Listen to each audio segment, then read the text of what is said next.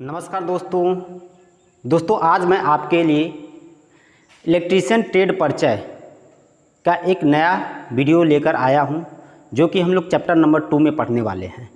जैसा कि मैं आपको बताना चाहूँगा कि इसके पहले वाले वीडियो लेक्चर में मैं आपको इलेक्ट्रीशियन का जो सिलेबस होता है उस सिलेबस के बारे में डिटेल से बताया था कि हमें इलेक्ट्रीशियन सिलेबस में 2 वर्ष में कौन कौन सी चीज़ें या हमारे पाठ्यक्रम में कौन कौन से चैप्टर शामिल किए गए हैं, इसके बारे में मैं आपको डिटेल से बताया हूं।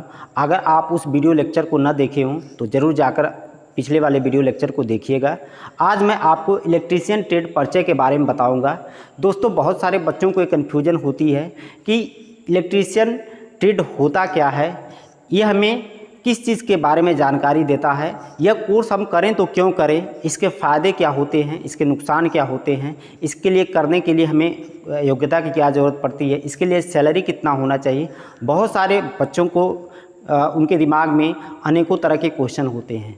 तो आज मैं आपका सारा डाउट क्लियर कर दूंगा कि इलेक्ट्रीशियन ट्रेड क्या होता है और इससे क्या क्या संबंधित टर्म होते हैं। जैसे कि आपको यहाँ पर दिख रहा है कि इलेक्ट्रीशियन ट्रेड, और यहाँ पर जितनी भी बातें आपको लिखी हुई दिख रही हैं यह इलेक्ट्रीशियन ट्रेड के बारे में ही लिखी हुई दिख रही हैं। आपको एक एक करके मैं सारी चीज़ें समझा दूंगा, आप बस वीडियो लेक्चर को अंत तक देखते रहिएगा। तो दोस्तों, सबसे पहले आप यहाँ पर देख सकते हैं कि इलेक्ट्रीशियन ट्रेड क्या है, यानी यह ट्रेड इलेक्ट्रीशियन ट्रेड क्या है, हम इलेक्ट्रीशियन ट्रेड को क्यों करते हैं।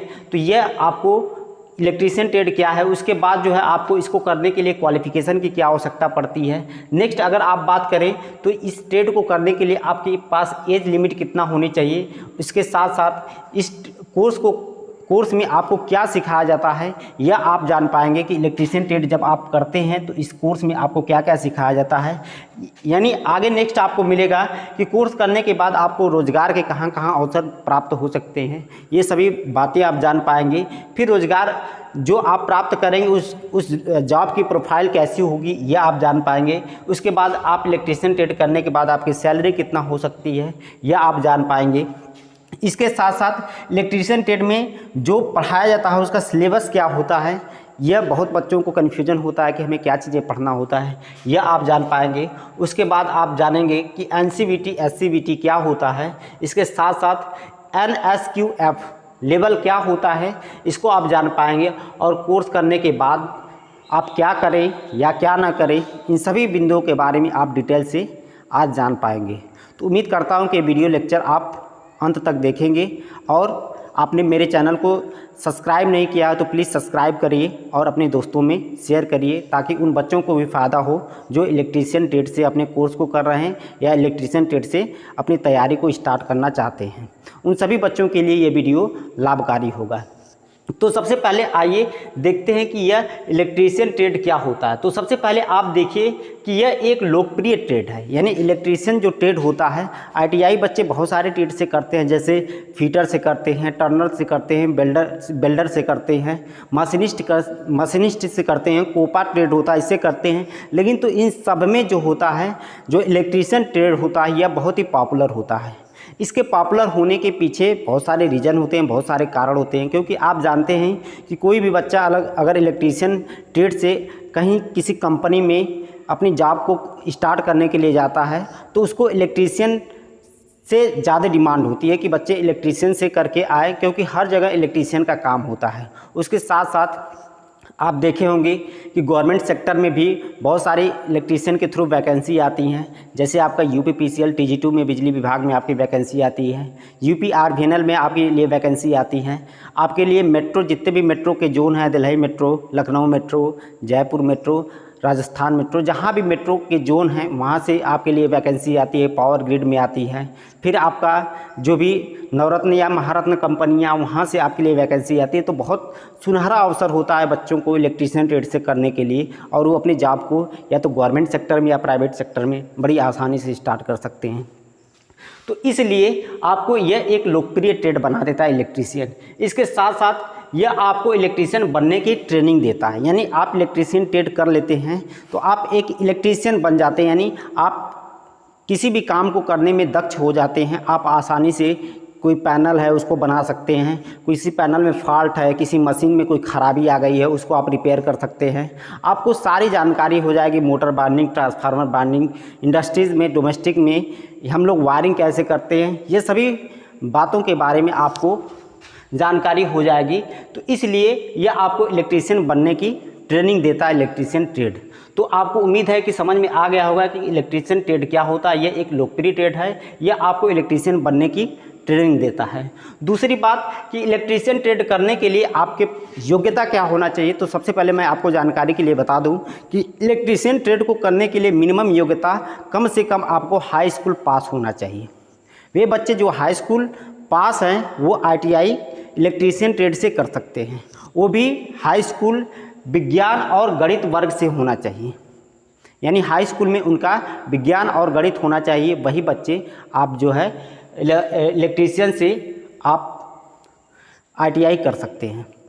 तो इसके लिए मिनिमम योग्यता आपकी 10वीं पास होना चाहिए। उसके बाद अगर आप चाहे जो भी पढ़ाई किए हो, आप इंटर किए हो, आप BA किए हो, आप BSc किए हो, आप MSc किए हो, चाहे जो कोर्स किए हों, उसके बाद जो है आप ITI इलेक्ट्रीशियन ट्रेड से कर सकते हैं। लेकिन तो मिनिमम जो इसके लिए योग्यता है आपको 10वीं पास होना चाहिए।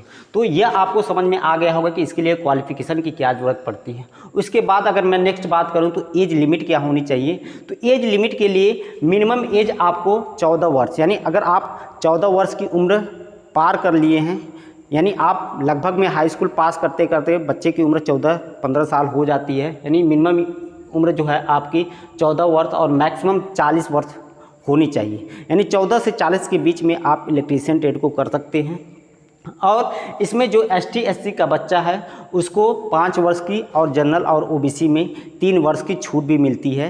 आप जो है जैसे मान लीजिए कि आपकी उम्र 40 साल हो गई है, अगर आप ST SC में आते हैं तो आपको 5 साल की छूट मिलेगी। आप 45 साल के हो गए हैं तभी भी आप इलेक्ट्रीशियन ट्रेड से आप ITI कर सकते हैं, या OBC और जनरल में हैं तो आपको 3 साल की छूट मिलेगी। तो ये आपको क्वालिफ़िकेशन में एज लिमिट में आपको ध्यान में देना है। अब सबसे इम्पॉर्टेंट बात कि जब आप इलेक्ट्रीशियन ट्रेड करते हैं तो इसमें आप क्या क्या चीज़ें सीखते हैं, ये ज़रूरी चीज़ है।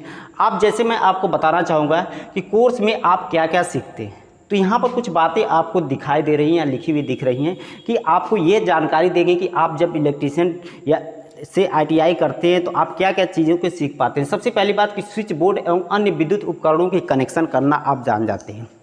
जैसे मैं आपको बताना चाहूँगा कि आप जब अच्छे से इलेक्ट्रीशियन ट्रेड की पढ़ाई कर लेते हैं तो जितने भी प्रकार की वायरिंग होती है और उस वायरिंग में जो कनेक्शन किए जाते हैं, जैसे हमारे अर्थिंग के कनेक्शन करना है या मेन स्विच के कनेक्शन करना है या डिस्ट्रीब्यूशन बोर्ड के कनेक्शन करना है या सब डिस्ट्रीब्यूशन बोर्ड के कनेक्शन करना है, या जितने भी प्रकार की स्विचेज होती हैं जैसे 1 way switch, 2 way switch, 3 way switch, intermediate switch, इन सभी स्विचों का जो कनेक्शन होता है इस कनेक्शन को आप करना सीख जाएंगे और यह आपको एक दक्ष बना देगा कि आप जो है किसी भी प्रकार के कनेक्शन को आसानी से कर सकते हैं। दूसरा, सोल्डरिंग और डीसोल्डरिंग करना। इसका क्या मतलब है? सोल्डरिंग और डीसोल्डरिंग करने का मतलब क्या है कि अगर आप इलेक्ट्रीशियन ट्रेड से आप ITI कर रहे हैं और 2 साल में आपको इतना ट्रेंड कर दिया जाता है, इतना बता दिया जाता है कि आप किसी भी प्रकार की वायरिंग को, मतलब उसका कनेक्शन को आप जोड़ सकते हैं। अगर आपको लगता है कि नहीं वायरिंग गलत तरीके से की गई है तो आप अपने हिसाब से भी उस वायरिंग को सही ढंग से कर सकते हैं। यानी इसी का मतलब है सोल्डरिंग और डीसोल्डरिंग करना। यानी आप अगर आपको लगता है कि वायरिंग का कनेक्शन सही ढंग से नहीं हुआ है, इसको और अच्छे वे में हम इसको कर सकते हैं, तो ये सब सारी जानकारी आपको कोर्स में सीख जाएंगे या कोर्स करते करते आप ये सब सारी चीज़ें सीख जाएंगे। उसके बाद नेक्स्ट दिया गया है कि ड्राइंग में बनाए गए विद्युत परिपथों को समझ पाना। आप जानते होंगे कि बहुत सारे बच्चे ऐसे होते हैं जो ITI कर लेने के बाद किसी कंपनी में जाते हैं तो उनको ड्राइंग मिलती है और ड्राइंग के हिसाब से उनको अपने काम को करना होता है। लेकिन तो अगर आपको जानकारी नहीं है कि ड्राइंग में कौन सा पॉइंट या किस बिंदु को हमें किस जगह पर स्थापित करना है या किस बिंदु का कनेक्शन कैसा होना चाहिए, तो यह आप फिर वायरिंग नहीं कर पाएंगे या जो भी इंस्टॉलेशन आपको दिया जाएगा करने के लिए उसमें आप दक्ष नहीं हो पाएंगे। तो इसके लिए आप जब ITI कोर्स करते हैं तो 2 साल में आपको किसी भी प्रकार के ड्राइंग का जो विद्युत परिपथ है उसको आप समझने में सक्षम हो जाते हैं, आप उसको समझ पाएंगे। अगर आप अनुभव के साथ साथ आप ड्राइंग भी बनाना सीख जाएंगे कि कैसे ड्राइंग बनाया जाता है, किसी भवन प्लान या किसी बहुमंजिला इमारत का हम लोग ड्राइंग कैसे बना सकते हैं और उस ड्राइंग के हिसाब से हम लोग विद्युत बिंदुओं को कैसे स्थापित कर सकते हैं। तो ये सब चीज़ें आप जान पाएंगे। उसके साथ साथ आप देखिए नीचे लिखा गया डोमेस्टिक वायरिंग, इंडस्ट्रियल वायरिंग और अर्थिंग के बारे में आपको कनेक्शन करने के लिए ढंग आ जाएगा। डोमेस्टिक का मतलब ये है कि जो भी हमारे घरेलू मैंने घर में जो भी हम वायरिंग करते हैं इसके बारे में आपको जानकारी हो जाएगी कि घर की वायरिंग यानी डोमेस्टिक जो भी हमारे अप्लायंस होते हैं जैसे फ्रिज होता है, कूलर होता है, AC, पंखा, गीजर, इसको हमको कनेक्शन कैसे देना है या हम घर की वायरिंग किस तरह से करेंगे। तो ये सब सारी चीज़ें, या किसी इंडस्ट्रीज़ में कोई पैनल बनाना है, कोई पैनल बोर्ड बनाना है, किसी ट्रांसफार्मर को सप्लाई देना है, किसी वर्कशॉप में कनेक्शन करना है, वर्कशॉप की वायरिंग करना है, ये सब सारी चीज़ें। और उसके साथ साथ अर्थिंग क्या होती है, अर्थिंग बनाते क्यों हैं, अर्थिंग बनाने की आवश्यकता क्यों पड़ती है, ये सभी बातें जो है आप 2 साल के कोर्स में आसानी से सीख जाते हैं। इसलिए इलेक्ट्रीशियन ट्रेड इम्पॉर्टेंट होता है। तो बच्चों आगे भी देखिए आपके लिए बहुत सारी चीज़ें मिलने वाली हैं। जैसे आप इलेक्ट्रीशियन ट्रेड से कर रहे हैं तो आप बहुत सारे ऐसे इक्विपमेंट होते हैं जिनकी सहायता से आप जो भी हमारे इलेक्ट्रिकल के विद्युत परिपथ होते हैं उसमें जब फॉल्ट आ जाते हैं तो उसको आसानी से ढूंढ पाते हैं। जैसे हमारा मेगर हो गया, अर्थ टेस्टर हो गया। मेगर और अर्थ टेस्टर के द्वारा हम फॉल्ट को ढूंढ पाएंगे और फॉल्ट जब हमने ढूंढ लिया तो उसकी आसानी से रिपेयरिंग भी कर पाएंगे। यह हम दक्ष हो जाते हैं, सक्षम हो जाते हैं ITI कोर्स करने के बाद। और विभिन्न प्रकार के मीटरों के बारे में हम लोग जान पाएंगे। विभिन्न प्रकार के मीटरों का मतलब क्या होता है कि जैसे अगर कोई इलेक्ट्रीशियन है तो इलेक्ट्रीशियन को बहुत सारे ऐसे हम विद्युत मीटर आते हैं जिनके बारे में जानना ज़रूरी होता है। जैसे अमीटर होते हैं, अमीटर क्या होता है, वोल्ट मीटर होते हैं तो वोल्ट मीटर क्या होता है, उसी प्रकार से मल्टीमीटर है तो मल्टीमीटर क्या होता है। ये सभी प्रकार के मीटर के बारे में आप जान पाएंगे। बहुत तरह के मीटर होते हैं, जैसे अमीटर होता है, वोल्ट मीटर होता है, वाट मीटर होता है, एनर्जी मीटर होता है, हमारे पावर फैक्टर मीटर होते हैं।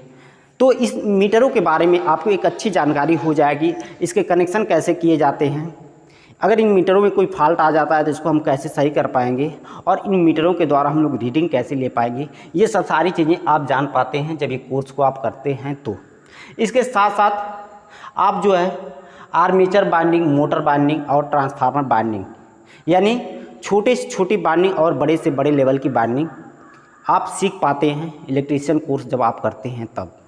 यानी आर्मेचर क्या होता है बच्चों, मैं आपको बताना चाहूँगा कि जो भी जैसे हमारे मोटर होता है तो मोटर का जो घूमने वाला भाग होता है उसको हम लोग आर्मेचर कहते हैं। वैसे तो सामान्य भाषा में उसको रोटर कहते हैं, लेकिन तो जो भाग घूमता है उसको हम लोग आर्मेचर कहते हैं। तो इस आर्मेचर की बाइंडिंग कैसे किए जाते हैं, या आर्मेचर के साथ साथ जो हमारा स्टेटर होता है, जो स्थिर भाग होता है, उसकी बाइंडिंग हम लोग कैसे करते हैं। यह मोटर की बाइंडिंग यानी आर्मेचर बाइंडिंग, मोटर बाइंडिंग और ट्रांसफार्मर बाइंडिंग। ट्रांसफार्मर में जो भी हमारे सिंगल फेज ट्रांसफार्मर है या 2 फेज ट्रांसफार्मर या 3 फेज ट्रांसफार्मर है, अगर ट्रांसफार्मर जल गया तो उसकी रीबाइंडिंग कैसे किया जाएगा। ये सभी बिंदुओं के बारे में, सभी जितने भी इम्पोर्टेंट पॉइंट हैं वो आप कोर्स में आप जान पाते हैं, सीख पाते हैं। इसलिए ITI ट्रेड इम्पॉर्टेंट होता है। तो कोर्स में क्या क्या सीखते हैं आपको एक बार जानकारी मिल गई होगी। एक बार फिर से मैं आपको बताना चाहूँगा कि स्विच बोर्ड एवं अन्य विद्युत उपकरणों के कनेक्शन करना आप जान जाएंगे। दूसरा, सोल्डरिंग और डीसोल्डरिंग करना आप जान जाएंगे। तीसरा, ड्राइंग में बनाए गए विद्युत परिपथों को आप समझ पाएंगे। नेक्स्ट अगर मैं बात करूं तो मेगर और अर्थ टेस्टर की सहायता से आप फॉल्ट को ढूंढ पाएंगे और विभिन्न प्रकार के मीटरों के बारे में आप जान पाएंगे। और इसके साथ साथ आर्मेचर बाइंडिंग, मोटर बाइंडिंग और ट्रांसफार्मर बाइंडिंग के बारे में भी आपको एक अच्छी जानकारी मिल जाएगी। इसलिए आपको ITI इलेक्ट्रीशियन ट्रेड से करना चाहिए। मैं बच्चों को यही प्रेफर करता हूं कि आप इलेक्ट्रीशियन ट्रेड से ITI करिए, इसके बहुत सारे फ़ायदे होते हैं। इसके साथ साथ अगर आप ITI कोर्स करने के साथ ये सब सारी चीज़ें सीख जाते हैं तो आपको रोज़गार के एक अवसर प्राप्त हो जाता है। रोज़गार आप कहाँ स्टार्ट कर सकते हैं, जो भी हमारे प्राइवेट सेक्टर हैं, जो भी हमारे प्राइवेट कंपनियां हैं, इन कंपनियों में आप जो है अपने रोज़गार को अपनी जॉब को स्टार्ट कर सकते हैं, या जो पब्लिक सेक्टर हैं इसमें भी आप अपनी जॉब को स्टार्ट कर सकते हैं। इसके साथ साथ अगर आप गवर्नमेंट में जाना चाहते हैं, गवर्नमेंट के लिए तैयारी करना चाहते हैं, तो बहुत सारी वैकेंसी जो है ITI पर आती हैं जो बच्चे इलेक्ट्रीशियन से किए होते हैं। जैसे UPPCL TG2 यानी Uttar Pradesh power corporation of limited में TG2 के लिए पद आता है, और इस पद के लिए जो बच्चे ITI किए रहते हैं वो मान्य होते हैं कि इस पद के लिए वो फॉर्म को फिलअप कर सकते हैं। उसी तरह से UPRVNL है, जितने भी प्रकार के मेट्रो के जोन हैं इन मेट्रो में वैकेंसी आती है। गन फैक्ट्री है हमारी, ऑर्डिनेंस फैक्ट्री है, फिर जो भी हमारे नवरत्न महारत्न कंपनियां हैं जैसे NTPC है, सेल है, भेल है, गेल है, इन सभी में कहीं ना कहीं आपको वैकेंसी देखने को मिलता है। तो अगर आप ITI इलेक्ट्रीशियन से किए हैं तो आप गवर्नमेंट सेक्टर में एक आपके पास सुनहरा अवसर होता है, जो कि आप जो है वहाँ पर जॉब को अपनी स्टार्ट कर सकते हैं। उसके साथ साथ ITI अगर आपके पास है तो लाइसेंस प्रमाण पत्र प्राप्त करके आप जो है खुद का अपना कार्य प्रारंभ कर सकते हैं, खुद का अपना जॉब स्टार्ट कर सकते हैं। जैसे ठेकेदार होते हैं तो ठेकेदारी करने के लिए उनके पास लाइसेंस होना चाहिए। तो ये लाइसेंस बनाने के लिए, लाइसेंस आपके पास होने के लिए आपके पास कोई ना कोई टेक्निकल डिग्री होनी चाहिए। तो इसके लिए मिनिमम आपके लिए जो योग्यता है वो ITI, अगर ITI किए हैं तो आप किसी भी लाइसेंस के लिए आप वैलिड है, आप लाइसेंस प्रमाण पत्र प्राप्त करके आपका खुद का काम प्रारंभ कर सकते हैं। इसके साथ साथ ITI किए हुए बच्चों को विदेशों में भी बहुत ज़्यादा सुनहरा अवसर होता है, वे विदेशों में जाकर अच्छी कमाई कर सकते हैं, उनके लिए एक बहुत ही सुनहरा अवसर होता है। तो ये आपके लिए जॉब के अवसर होते हैं ITI करने वाले बच्चों को। उसके साथ साथ जो है आप जब जॉब करते हैं तो जॉब की प्रोफाइल आपकी कैसी होती है ये भी आप थोड़ा सा जान जाइए। सबसे पहला आपको दिख रहा है फिटिंग, दूसरा रिपेयरिंग। तो फिटिंग में बहुत सारी चीज़ें आती हैं। मशीनों की फिटिंग करना, फिटिंग करने का मतलब ये है कि मशीनों को इंस्टॉलेशन करना, उनको स्थापित करना। तो बहुत सारी छोटी से छोटी मशीनें होती हैं, बड़ी से बड़ी मशीनें होती हैं जिनको सही ढंग से फिटिंग या उसको स्थापित करने की आवश्यकता पड़ती है। तो एक विशेष तरह के नॉलेज की आवश्यकता पड़ती है, उसको सामान्य व्यक्ति या कोई आम व्यक्ति उस मशीनों को स्थापित नहीं कर सकता है। तो ये जो इस ट्रेड को किए रहते हैं ITI इलेक्ट्रीशियन से, वे विभिन्न प्रकार की जैसे मशीनें होती हैं, जैसे छोटे से छोटे अगर मोटर है या बहुत बड़ा कोई हैवी मोटर है, इनको स्थापित करना है, या कोई ट्रांसफार्मर है इसको स्थापित करना है, या पैनल बोर्ड को स्थापित करना है, कहीं भी किसी चीज़ को स्थापित करना है तो आप जो है उसको फिटिंग कर सकते हैं, उसको स्थापित कर सकते हैं। और दूसरी आपकी जॉब प्रोफाइल हो सकती है रिपेयरिंग का। रिपेयरिंग का मतलब जो भी आप इलेक्ट्रिकल इक्विपमेंट होते हैं उसमें अगर कोई फॉल्ट आ जाता है तो उस फॉल्ट को ढूंढकर उसको सही करना, यह आपका काम हो सकता है। जैसे मोटर आपके जल गई, तो मोटर जल गई यानी मोटर नहीं चल रही है, तो क्यों नहीं चल रही इसका कारण आप ढूंढ कर, या उसका बेयरिंग जाम है, या उसकी बाइंडिंग कहीं कनेक्शन टूट गया है, सप्लाई कहीं से फेल है, इन सभी चीज़ों का जांच करके आप जो है उसको रिपेयरिंग कर सकते हैं। या कोई पैनल बोर्ड है, पैनल बोर्ड हमारा काम नहीं कर रहा है, उससे रीडिंग हम नहीं ले पा रहे हैं, तो उसमें क्या प्रॉब्लम है या आप जानकारी अगर आपके पास है तो आप अपनी इस तरह की भी जॉब प्रोफाइल को कर सकते हैं। उसके साथ साथ अगर मैं आपको बात करूं तो सैलरी की बात, अगर जो भी बच्चे ITI किए रहते हैं उनको एक अच्छे पैकेज के साथ उनका सैलरी स्टार्ट होता है। जो बच्चे अगर बहुत ही अच्छे हैं, जिनको अच्छी नॉलेज है, उनको 15 से 20 हज़ार तक स्टार्टिंग में सैलरी मिल जाती है। लेकिन तो जो बच्चे नए होते हैं, जिनको अपनी इंडस्ट्रीज़ में काम करने का अनुभव नहीं होता है, उनको 10 से 12 हज़ार तक स्टार्टिंग में सैलरी मिलती है। तो इतनी सैलरी के साथ आप अपनी जॉब को स्टार्ट कर सकते हैं। बाकी आपके कार्य के हिसाब से, आप जो भी कार्य करते हैं उसके हिसाब से, आपके परफॉर्मेंस के हिसाब से फिर आपका इंक्रीमेंट होता है, ये कंपनी आपको इंक्रीमेंट देती है। इसके साथ साथ जो भी आप इलेक्ट्रीशियन ट्रेड में जो आपको सिलेबस पढ़ाया जाता है वो दो चीज़ें मुख्य रूप से होती है। एक ट्रेड, माने इलेक्ट्रीशियन ट्रेड के बारे में आपको बताया जाता है, इसमें बहुत सारी चीज़ें होती हैं, बहुत सारे इक्विपमेंट के बारे में, मोटर, जनरेटर, ट्रांसफार्मर, अल्टरनेटर जैसे है, AC सर्किट क्या होती है, DC सर्किट क्या होती है, हमारे स्विच गियर क्या होते हैं, या मेजरिंग इंस्ट्रूमेंट क्या होते हैं, आइसोलेटर क्या होता है, सर्किट ब्रेकर क्या होता है, इन सभी बिंदुओं के बारे में आपको ट्रेड में बताया जाता है। बच्चों, ये आपका नेक्स्ट आपको सिलेबस इसका देखना है कि ITI में सिलेबस आपको क्या क्या पढ़ाया जाता है। तो इसको सिलेबस को पढ़ने के लिए आपको मुख्य रूप से दो तरह से आपको पढ़ना होता है। एक आपका ट्रेड दूसरा आपका वर्कशॉप होता है।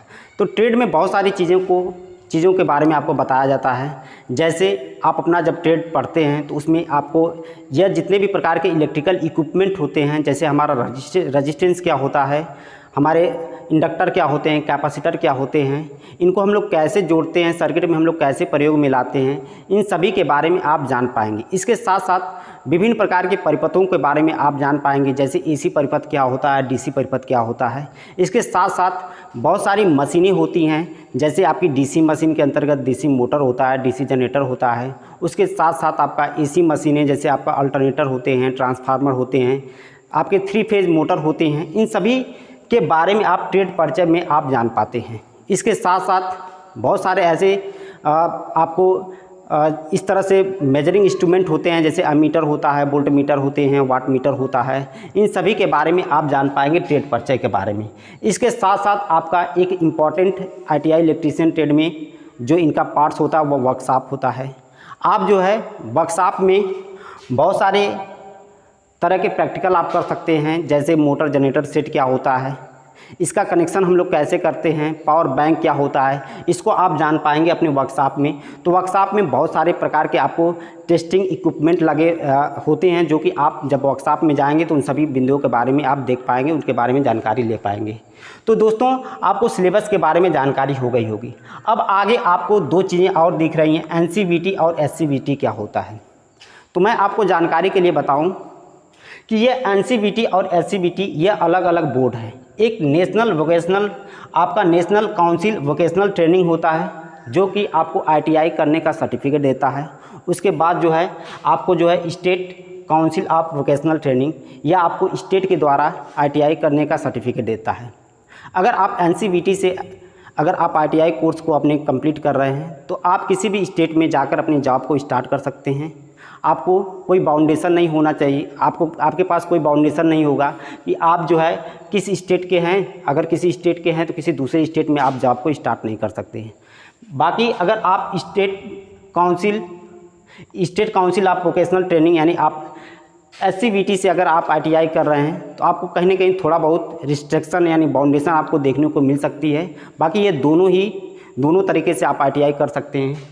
तो ये आपको ध्यान में रखना है कि आपको NCVT से ITI करना है या SCVT से आपको ITI करना है। इसके साथ साथ आप देखिए जो है यहाँ पर NSQF लिखा गया है, यानी इसका मतलब क्या होता है, नेशनल स्किल क्वालिफिकेशन फ्रेमवर्क। दोस्तों, मैं आपको बताना चाहूँगा नेशनल स्किल क्वालिफिकेशन फ्रेमवर्क क्या होता है। जब ITI आप करते हैं या ITI में जब आप एडमिशन लेते हैं तो उस समय आपका जो लेवल होता है आपका 0 लेवल होता है। आप कुछ नहीं जानते हैं इलेक्ट्रीशियन के बारे में। ये 2 साल के कोर्स में आपके इस 0 लेवल को लेवल 5 तक पहुंचाया जाता है। इसमें लेवल 1, लेवल 2, लेवल 3, लेवल 4 और लेवल 5 होते हैं। तो इसमें लेवल 1, लेवल 2 या लेवल 3 या लेवल 4 या लेवल 5 में क्या क्या चीज़ें आपको सीखने को मिलती हैं, यह आपको थोड़ा सा यहाँ पर दिख जाएगा।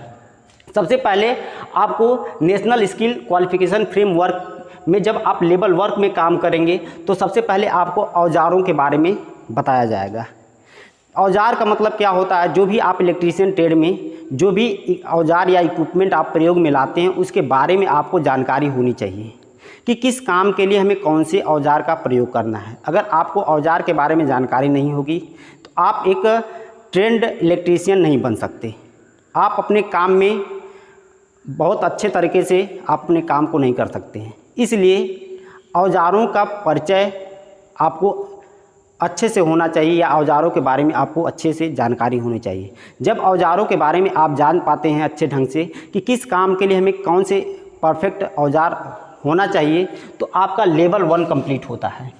उसके साथ साथ काम करने के लिए तैयारी, जब आप लेवल 2 में जाते हैं तो आपको कौन से काम करने के लिए हमें किस तरह की तैयारी की आवश्यकता होनी चाहिए, यह आपको जानकारी होनी चाहिए। मैं आपको बताना चाहूँगा कि जैसे अगर आपको कोई फॉल्ट ढूंढना है तो आप फॉल्ट ढूंढने के लिए आपको कौन से इक्विपमेंट को लेकर जाना चाहिए कि आप फॉल्ट को आसानी से ढूंढ पाएँ, यह आपको इस तरह की जानकारी आपको लेवल 2 में हो जाएगी। या कोई काम करना है तो उसके लिए कौन से औजार की आवश्यकता पड़ती है, ये सभी बिंदुओं के बारे में जब आप जान पाती हैं तो आपका लेवल 2 जाके कंप्लीट हो जाता है।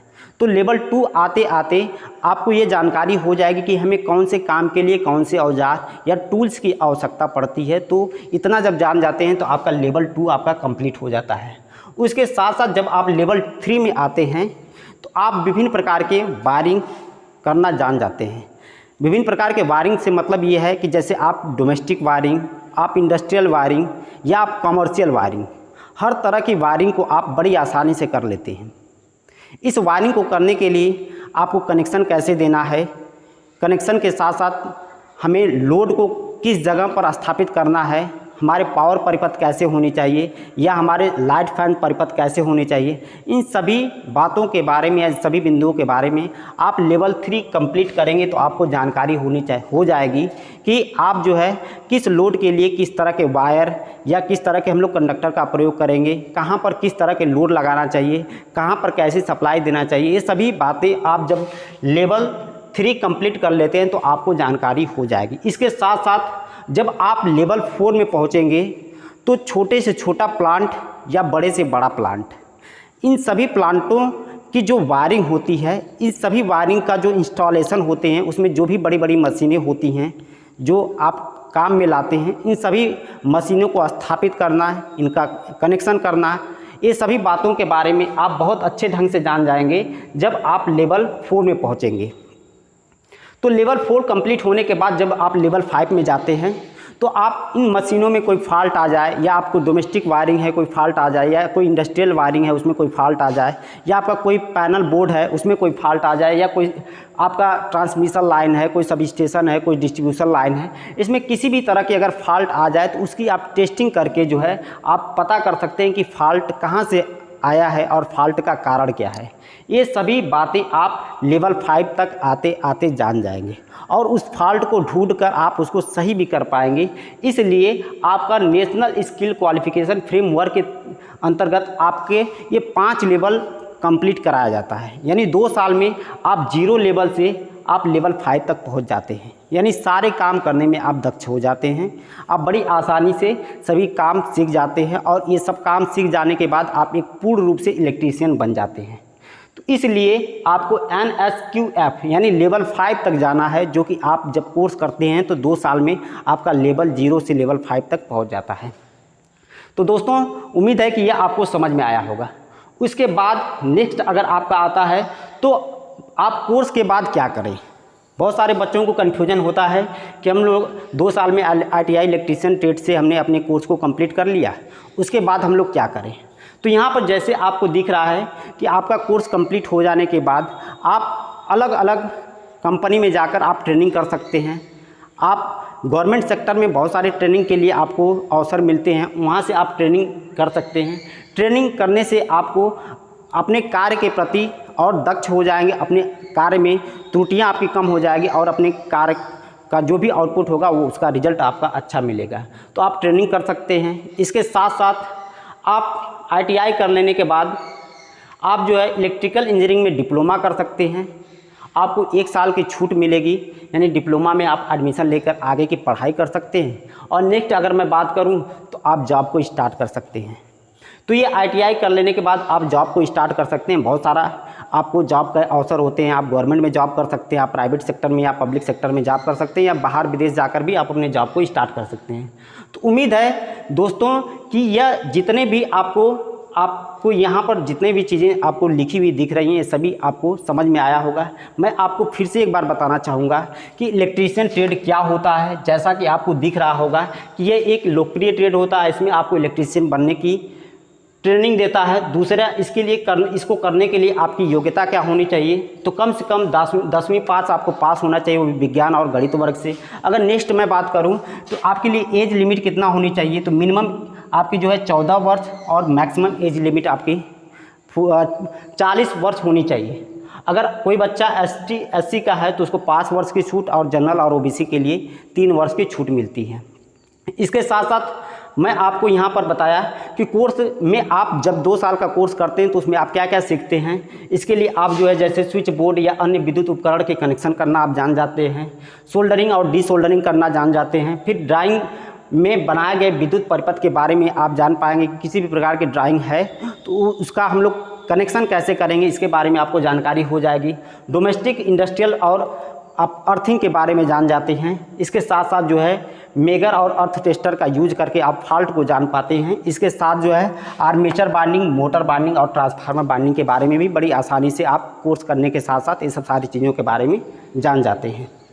उसके साथ आपको मैंने बताया कि रोज़गार के क्या क्या अवसर हो सकते हैं। आप जो है प्राइवेट सेक्टर या पब्लिक सेक्टर में अपनी जॉब को स्टार्ट कर सकते हैं। उसके साथ आप गवर्नमेंट में बहुत सारी वैकेंसी आती हैं, जैसे आपका यूपीपीसीएल TG2 हो गया, UPRVNL हो गया। जितने भी मेट्रो के जोन होते हैं वहाँ से आप अपनी जॉब को स्टार्ट कर सकते हैं। जैसे दिल्ली मेट्रो हो गया, लखनऊ मेट्रो हो गया, जयपुर मेट्रो हो गया, राजस्थान, अलग अलग मेट्रो से आपको वैकेंसी आती है, वहाँ से आप अपनी जॉब को स्टार्ट कर सकते हैं। उसके साथ साथ आपकी गन फैक्ट्री है, ऑर्डिनेंस फैक्ट्री है, या जितने भी प्रकार की नवरत्न या महारत्न कंपनियाँ हैं, जैसे NTPC हो गया, घेल हो गया, बेल हो गया, इन सब में आप अपनी जॉब को स्टार्ट कर सकते हैं। अगली बात यहाँ पर आपको दिख रही है कि लाइसेंस प्रमाण पत्र प्राप्त करने के बाद खुद का काम आप प्रारंभ कर सकते हैं। जैसे कोई कॉन्ट्रैक्टर होता है, जो ठेकेदार होते हैं, उनको ठेकेदारी या कॉन्ट्रैक्टिंग करने के लिए लाइसेंस की आवश्यकता पड़ती है, तो मिनिमम उसके लिए कोई टेक्निकल डिग्री होनी चाहिए। तो ये अगर आप ITI कर रहे हैं तो आपको लाइसेंस प्रमाण पत्र प्राप्त हो सकता है, जिसके द्वारा आप अपना खुद का जॉब स्टार्ट कर सकते हैं। साथ ही साथ आप विदेशों में जा सकते हैं। उसके बाद जॉब प्रोफाइल के बारे में मैंने आपको बता दिया है कि फिटिंग और रिपेयरिंग 2 तरह से आप जॉब कर सकते हैं। इसके साथ साथ आपकी सैलरी के बारे में मैंने बता दिया है। साथ ही साथ सिलेबस में आपको क्या क्या पढ़ना है ये भी चीज़ें मैंने आपको बताया। उसके बाद NCVT और SCVT क्या होता है। इसके साथ ही साथ NSQF क्या होता है और कोर्स के बाद आप क्या कर सकते हैं, ये सभी बिंदुओं के बारे में मैंने आपको डिटेल से बताया है। तो दोस्तों उम्मीद है कि ये सब सारी बातें आपको समझ में आई होगी। बहुत सारे बच्चों को कन्फ्यूजन होता है कि ITI क्या होता है, इसको करने के लिए योग्यता क्या होनी चाहिए, तो मैं सारी चीज़ें यहाँ पर डिटेल से आपको बताया। फिर भी अगर आपके पास कोई कन्फ्यूजन हो, कोई क्वेरी हो, तो आप कमेंट करके आप ज़रूर पूछिएगा, मैं आपके कमेंट का इंतज़ार करूँगा। बाकी आप मेरे चैनल को सब्सक्राइब करें और अपने मित्रों में शेयर करें। थैंक यू, धन्यवाद।